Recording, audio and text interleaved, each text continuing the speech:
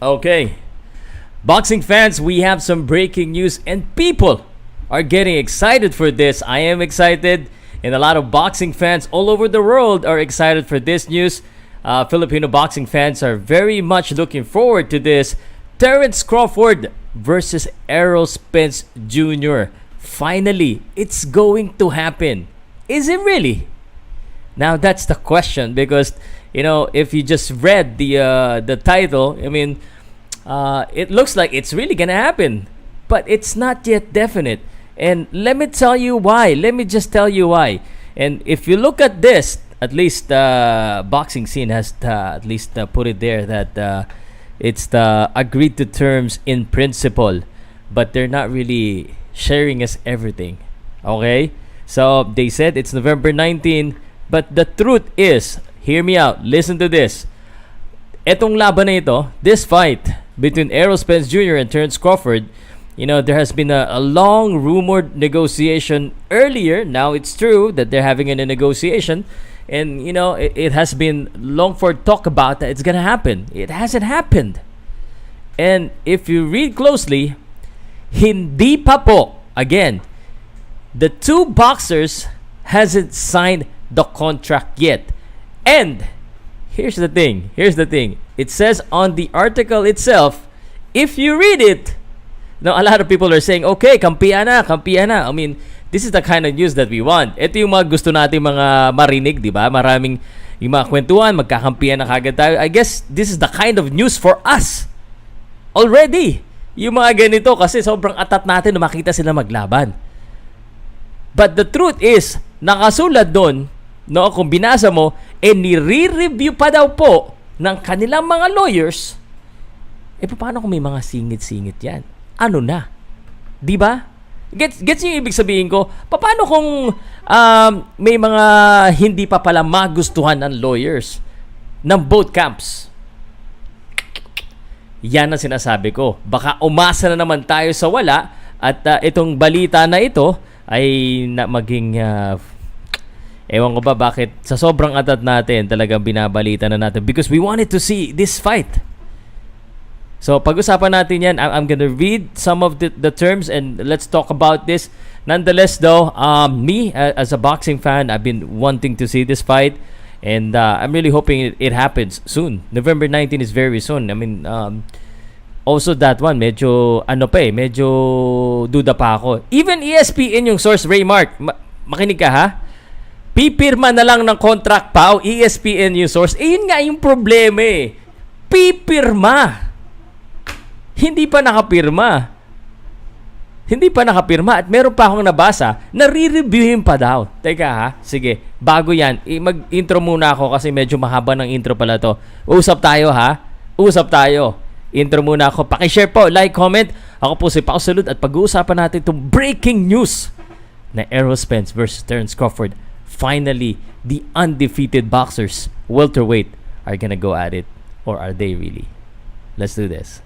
Here comes the boom boom pow.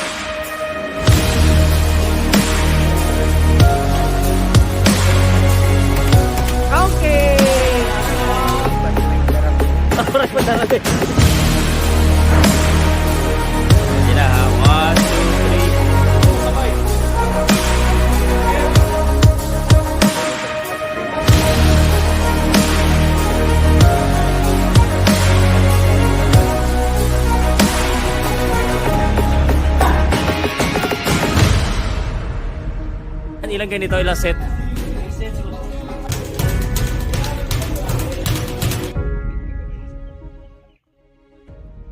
Powcast Sports. If you're new here, don't forget to subscribe and hit the notification bell. So ayan na. Nag-comment na yung mga tao. Spence for the win. Ray Jan Jimawas, shoutout sa dyan. Kumusta ka dyan? Sa Soler ka ba ngayon? Thank you ulit sa pa-eat all you can mo dyan. At saka, yun. Salamat. And anyway, I hate to be, kumbaga, ayokong maging, ang tawag doon? KJ sa inyo, no? I don't wanna be the KJ or the killjoy. Sa totoo lang, no? I would like to see a full report na talagang napirmahan na, no? Napirmahan na yung kontrata. Kasi kung titingnan niyo po dito, in principle, ibig sabihin na pagkasunduan nila yung ideally yung mga bagay na akin to, ganito to. Actually, mas maliit po yata yung kinuha ni Crawford dito eh. So papakita ko lang sa inyo and I'm gonna read it to you because on the article itself medyo parang teka it's almost a done deal, but is it a done deal? A deal is not yet done without the signatures of the two boxers. So that is why it says there maliwanag na they agreed to terms in principles from boxing scenes.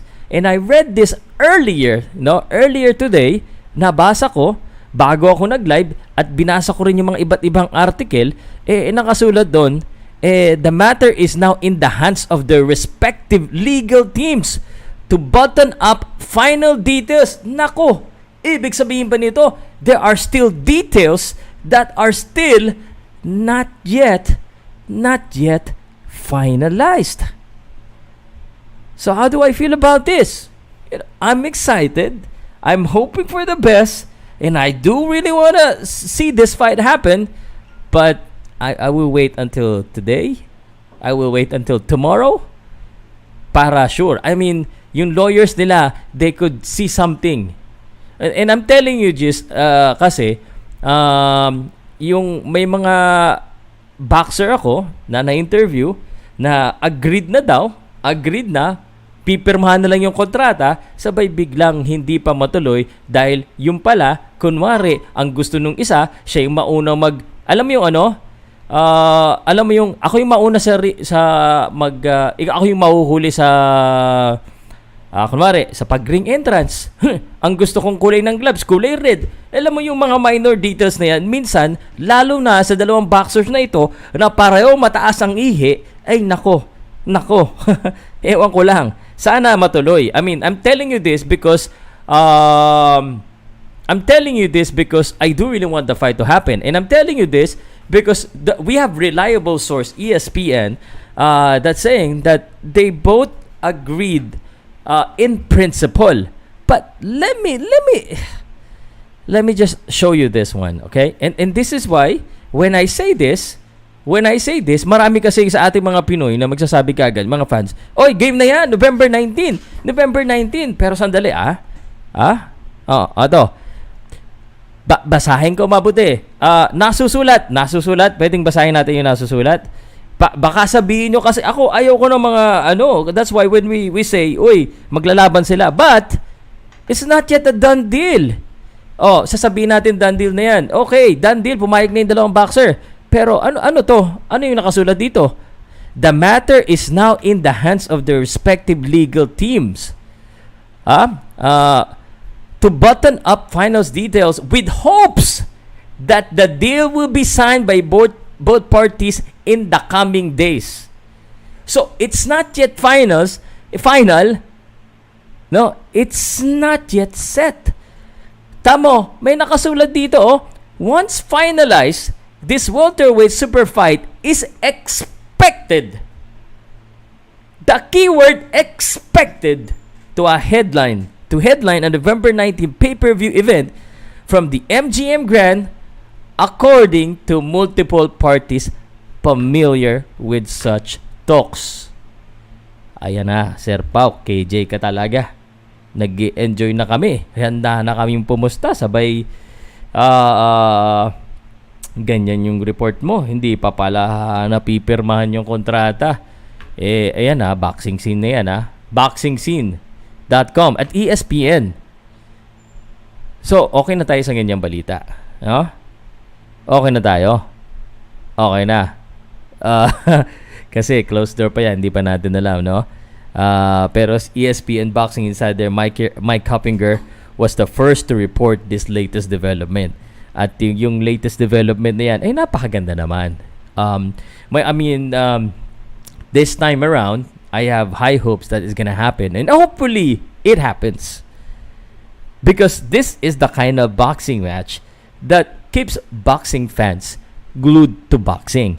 This is the kind of match that, makes boxing fans excited. Not those matches that we already know. in any case, though, I hate to be the bearer of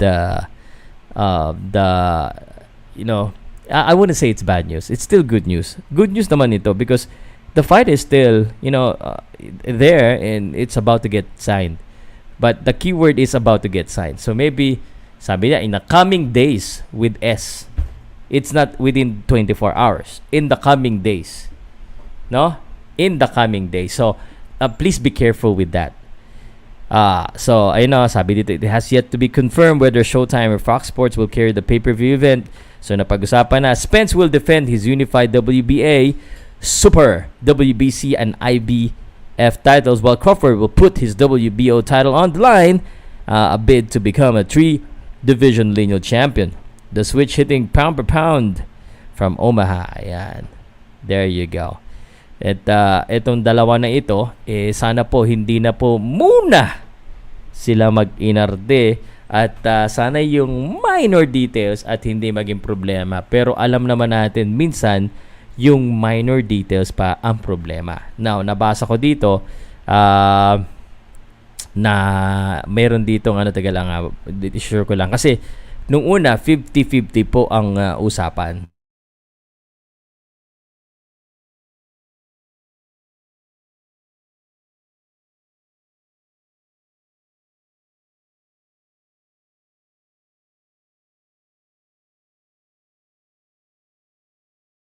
Okay, am I back? Nag-brown out eh. Nag-brown out. Wait, dude. Okay na ba? Paki-comment nga po kung okay. Paki-comment nga po kung okay. Paki-comment. Check, mic check.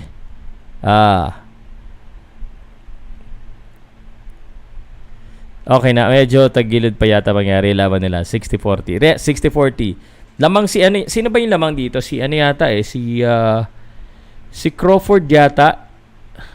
Namatay ako eh. Si Crawford yata yung lamang sa hati ng pera. But I'm sure kayo dyan, excited kayo na mapanood itong laban na ito. Excited din ako. Tsaka November 17 na. So mamayang gabi, kahit na ito po ay usapan pa lamang, kahit na ito ay kumbaga hindi pa napipirmahan ng dalawang boksingero. Yan po yan, Hindi pa po napipirmahan ng dalawang boksingero, ay pag-uusapan natin yan. Mamayang gabi, doon ako magpapapasok ng mga fans at magkampihan na tayo kung sino ba ang mananalo doon sa dalawa. Pero ngayon, binibigyan ko lang po kayo. I'm just tempering your expectation. But it is certainly a very good news. Kasi tuloy ang laban. Now, here's one thing that also medyo question mark sa akin. I'm gonna tell you that after I read this long comment from Johoni Ra. Good morning, sir. Watching from Kuwait. Sana tsaka na sila mag-inarte kapag tapos ng laban. O kaya yung panahon na lang mag-inarte. Ayun na. Sana so Teka. Spence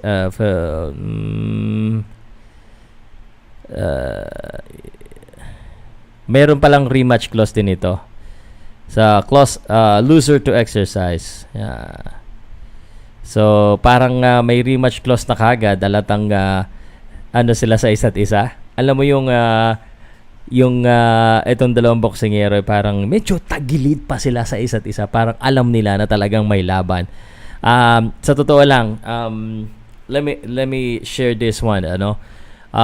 Lamado itong si Crawford sa aking pananaw. Si Errol Spence ang may hawak ng IBF, WBC at saka WBA belts. Siya yung A side in a way because of the 3 belts. But pag pareho silang diskumpiyansado sa sarili nila because of the rematch clause, which is good in a way kasi at least makikita pa natin yung dalawa maglaban. Yan kung maganda ang ipakitang laban ng isa't isa. Paano kung nadomina nung isa yung isa? So, ganyan po sila kasigurista, no? So, yun yung problema, no? Yun yung isa pa nating problema. Okay naman sana Pero yan pa yung mga detalye po na dapat nyong malaman. Now, let's just assume that they're gonna happen November 19. So, ask ko lang sa inyo November 19. Anong date na ba ngayon? Anong date na ngayon?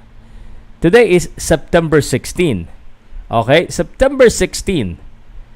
Okay? October 16, November 16, 17, 2 months. For a fight like this, of this magnitude, okay, mga diva, sabi nyo nga, no? Mga superstars, undefeated boxers, Terence Crawford, undefeated, 38-0, okay? Errol Spence, 28-0, and they are fighting in just a matter of 2 months or 8 weeks. Duda ko. Kayo ba? Hindi nyo maaalis sa akin na magduda ko for a fight that has been negotiated, that has been talked about, that has been really demanded by the fans, and suddenly they want to fight right away. 2 months. Is it enough preparation? Now, I will assume this. I would assume that they have been training. Maybe they know that this fight is gonna happen. They have been training. So, it's good. But, naririnig-rinig ko na kagad, pare. Oy, yan, si Billy, walang problema. Yan, in shape naman sila. And active. That's what you think. How can you verify that, Billy? How can you verify that, Billy? Ito, isa kong sasabihin sa inyo. Technically,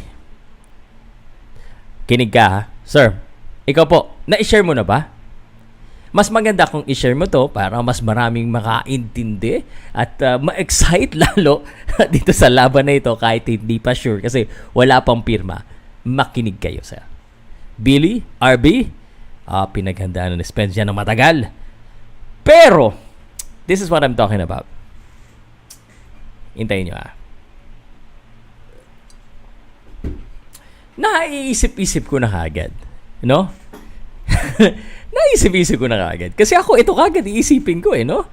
For example, may matalong isang boxer. Ang dali, mayroon na kagad akong excuse. Well, sabihin ko lang kagad, Ross, salamat, Robin, I've been wanting to fight Terence Crawford or Errol Spence, but with the negotiation dragging like this, with the negotiation not being fully done, I'm just on and off in training. I'm the preparation of this training is not 100% because it was confirmed within 2 months. Oh, well, it hasn't been confirmed yet. That's a problem. Oh, okay, ngayon, siguro nagte-training. Pero hindi pa rin 100%. Isipin mo yung mentality. Ito, for example, tatanungin kita, and you have to be honest with me, To be honest with me. Kailangan, totoo yung sasagot mo, Ikaw, sir. Francis, hindi yun getting in shape problem. I'm 2 months yung game plan for the fight. I think kinakailangan ng panahon. Yes, sir! That too! Everything! Not just getting in shape, but everything. Okay. Ito, tanong ko sa iyo, sir, sasabihin nyo 2 months. Wala, kaya naman siguro, but still, that's a perfect excuse. Natanungin kita, Toto Leb, shout out. Kumari lang, nag-aaral ka pa, no? Alam mo na may quiz or may exam sa November, pero hindi pa sinasabi yung date. Nag-aaral ka na ba? Nag-aaral ka? Hindi, lalo na pag hindi pa ganun confirm. Nag-aaral ka lang pag minsan, pag alam mo na ayan na may date na. That's mental pa rin. Although these guys are professional, these guys are, big in the sport. All I'm just saying is that it's gonna be part of the excuse. It's gonna be part of the excuse. Di ba? It's gonna be part of the excuse. And that is why a rematch is bound to happen. Because kasi naman, although alam ko nang kakalabanin ko siya, hindi pa naman na-confirm, kaya ganun, hindi masyado ako hindi masyado nag-training. Kahit na kunwari, nagte-training yan. For sure, nagte-training na yan because there's inside the report, sinasabihan na yan ng mga manager, you gotta get ready. But mentality, biruin mo, a couple of days before this, Billy, Francis, Toto, a couple of days before this, may balita pa na aakyat na si Terence Crawford para kalabanin itong si Jermel Charlo. Nabalitaan niyo yan? See what I'm saying? Because of these negotiations is there could be an excuse. So I'm saying this because November 19 is too soon. So that's one of my hesitation. So number one, although they said they agreed in principles, they agreed that the fight is gonna happen. But, okay, ulitin ko but they haven't signed the contract yet. Mark Reyes, good afternoon po sa inyo. Shoutout po sa inyo lahat. Mamayang gabi, kahit di pa nila napipirmahan yung kontrata, mamayang gabi, pag-uusapan na natin kung sino ang mananalo dahil ayaw na natin na umurong sila. Wala nang urungan, di ba? Wala nang urungan. Laban lang, Crawford. Kasi, November 19. Ewan ko ba sa kanila? Paano ba yan? November 19 na eh. Yun, sana wala nang urungan. Ang sakit naman pag nagkakaurungan pa tayo dito. No? Wala nang urungan. Terence, shoutout po, idol, watching from Las Piñas, Mark Reyes. Ganun si Spence, baka umakyat na din. Oo nga, akit sila pare. Posible siguro na ma-move ng December at even January next year kung ma-finalist na incoming day. Sana ganun na mangyari. Ang kailangan lang naman malaman ng fans ang matutuloy na talaga. Yun nga ang problema eh. I mean, I'm sure they want to fight each other. Eto, Mark, no? At saka Francis. Alam naman natin na siguro naman gusto nilang kalabanin yung isa't isa. Siguro naman. Wala namang ibang welterweight ngayon sa division nila ang pinakamakinang kundi silang dalawa. Arguably. But hindi mo i-argue dyan. Nasa kanila yung belts. So sila talaga yung bida. The problem here is the business side of boxing. Hindi lang naman sila yung nagdi-decide niyan. Tatandaan natin na ang negosasyon po ng boxing, hindi lang naman ng mga boksingero. May mga manager dyan na ayaw din magpadaya. Kasi kung ang boxing, yung sa taas ng ring, ang mga boksingero ang naglalaban, sa baba ng ring, sa labas ng ring, ang mga naglalaban dyan, yung mga managers and promoters. Because the winner of the fight will be determined inside the ring, but the winner of the business side is happening right now. Yan ang hindi masyado nagigets ng mga tao because boxing has evolved to be like this. Which is why pinapaintindi ko rin sa inyo na yung akala ng iba, ang Pilipino pumupunta ng ibang bansa, mahirapan. Pero the business side, panalo na sila because they're earning a lot more than what they are getting here in the Philippines kung anong kinikita nila dito. So, kaya nga, yung boxing, it's not just the boxers. So, ngayon, meron nang nag-giveaway dito. May nag-giveaway na kasi mas mababa na ang nakuha ni Crawford. So, ibig sabihin, ni Spence, no? Si Spence, di ba, mas mababa? 60-40 eh. So, panalo na kagad yung isa. Si Crawford pala mas mababa. No, si Crawford yung mas mababa. Panalo na kagad yung isa sa negotiation. See what I'm saying? Parang nawala na din yung hype sa kanilang dalawa kaya tinuloy na lang nila. Dapat. Basta ako, Boss Pow. Crawford ako. Shout naman, Boss Pow from Dubai. What's up, Dubai? Business and Politics Boxing, Mark Reyes. Hanggat wala pa sila sa loob na ring, hindi pa 100% natuloy na. Minsan kasi nagkaka-problem. Ang hirap kasi umasa pag mga ganitong mga yung mga high-level fight na masyadong ma-RD yung mga boksingero. Oy, salamat sa mga emoji mo, Mark Reyes. Pwede rin magpa-send po ng stickers at saka super chat yung mga tao dyan. And I just wanted to remind you guys that I'll be in nasa Cubao po ako this coming Sunday. Sayang, Sir Pao, dapat mangyari na. Wag naman abutin ng past prime nila. Either meron talo sa kanila. Yan. Yes, Sir Pao, panahon ni Pac May 2000 din, ganyan din. Inabot 2015. Yeah. At saka ang daming, alam mo yung kay Pacquiao at saka ang dami ng balita doon na mangyayari. Kumbaga, hinahype pa ulit nila yung mga fans. Now, we're hype again. Sa totoo lang, guys, okay pa tong laban na to. This fight is still good. At 34 years old against 32 years old, parehong undefeated, and both of them has belts. Both of them have something to lose, and both of them still at the top of their game. So this fight is still good. Now, hopefully it happens this year or early next year or November 19. Pero I can already hear the excuses, even if it's valid, even if it's invalid. November 19, 2 weeks. Hindi pa nga confirm ngayon. So, ibig sabihin nito, September 16, pag kinonfirm nila yan before September 19, yun na yung 2 months. 2 months. Kasi September, October, November. Hindi pa talaga officially confirm. Mapipigilan mo pa yung boxer mo. Hindi man officially confirm yung wala pa naman akong pirma. Punta muna ako sa club.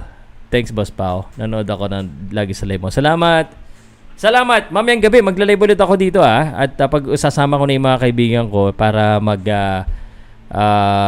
mag-react na kami. Kasi kahit na balita pa lang ito, pag-usapan na rin natin. Kasi sa Amerika nga, yung mga podcaster dun sa US, they've been talking about this match for a while now. They've been talking about this, and I'm sure they've been hoping for this fight to happen.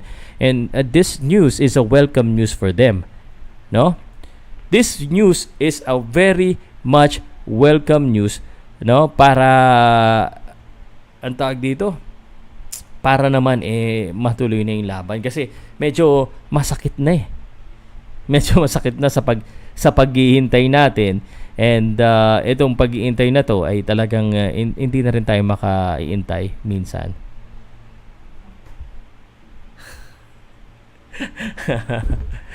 Yun! Naglaban na sana ng Prime Crawford. Medyo tagilid dahil 34. Pwede pa yan, sir. May drug testing pa kasi yung paypa kaya Mayweather kaya natagalan. Shout out Silver Lining. I thought you're live today as well. Anyway, so yun po yung aking But, welcome news. They agreed to terms. No? They agreed to terms. They just have to sign it. Why they haven't signed it? I do not know. They have to sign it. So, kasi ako guys, nabash na rin ako dyan kasi nag-i-interview ako ng boxer. Sinasabi sa akin ng boxer, may laban na daw sila. So, sa balita na natin, sabay hindi natutuloy. Yung pala, they agreed to terms but they haven't signed the contract. Sana ngayon, Sir Pao, di lang boxer ang maaarte pati mga promoter. Pero talaga ang labanan ngayon. Exactly. Iyan yung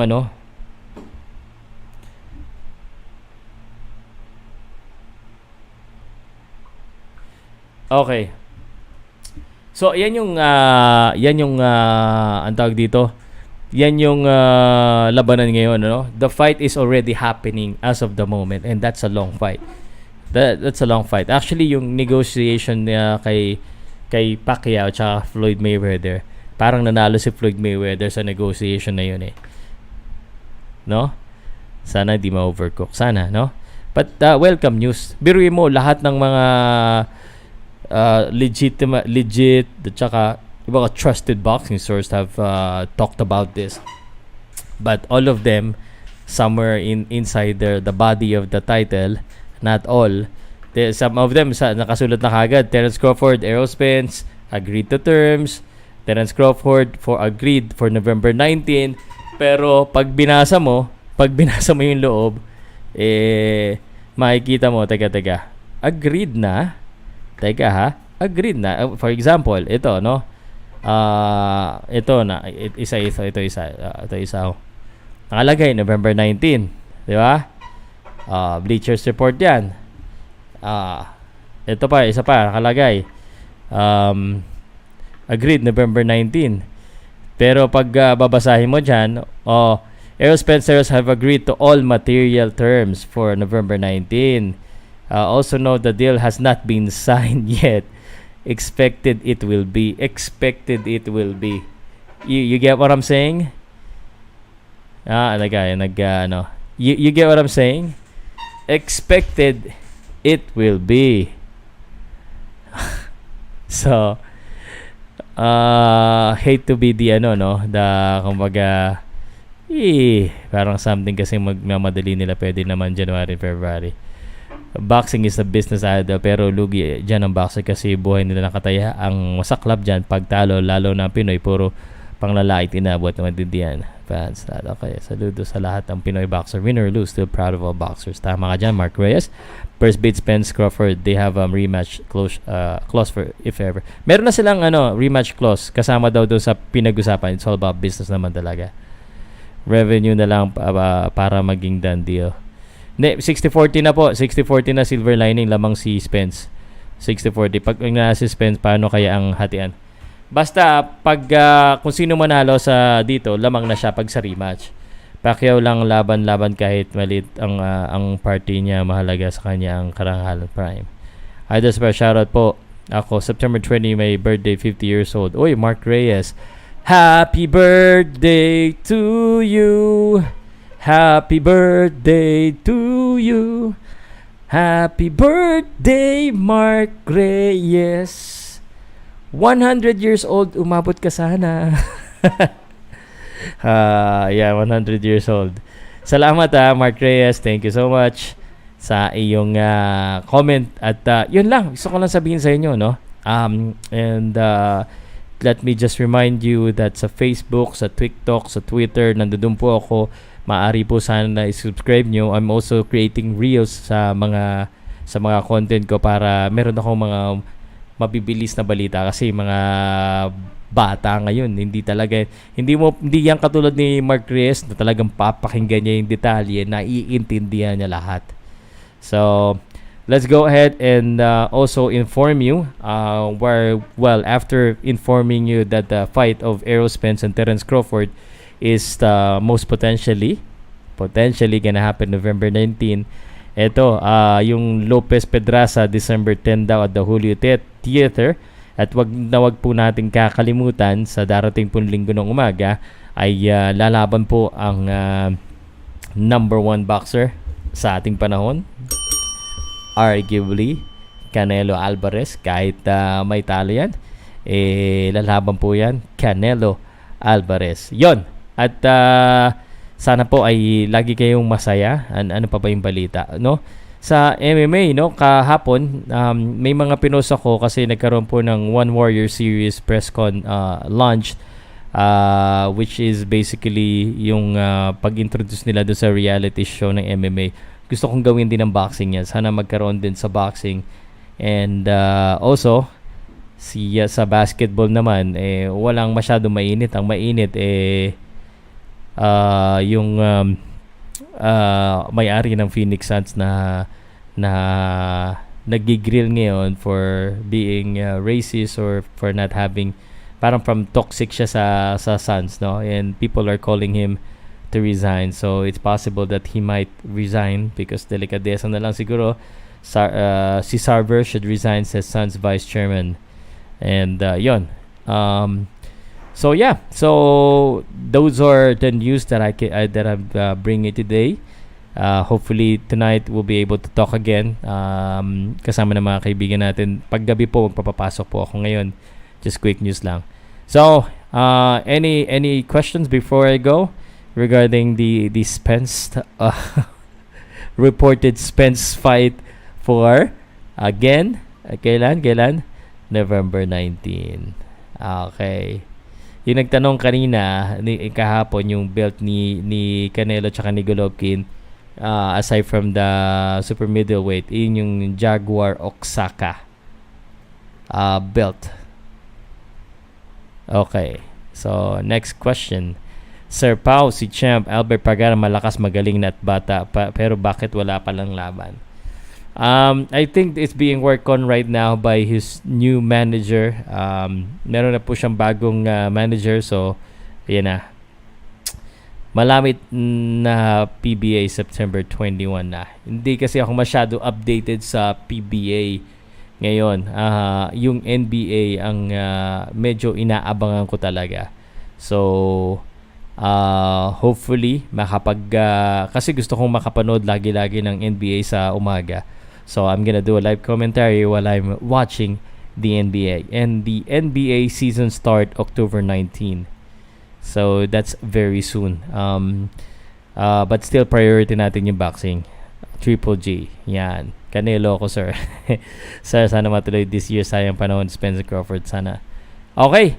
So, with that, I bid adieu. I want to say thank you so much po sa mga nanood sa akin. Yung mga baguhan po dito na nakikinig sa akin, kung gusto nyong may usapan sa sports, lalong-lalo na sa boxing, please do not forget to subscribe, hit the notification bell. I got 69 people on Facebook and meron ding notification bell yung Facebook. Okay? Yung YouTube na din, meron din syempre.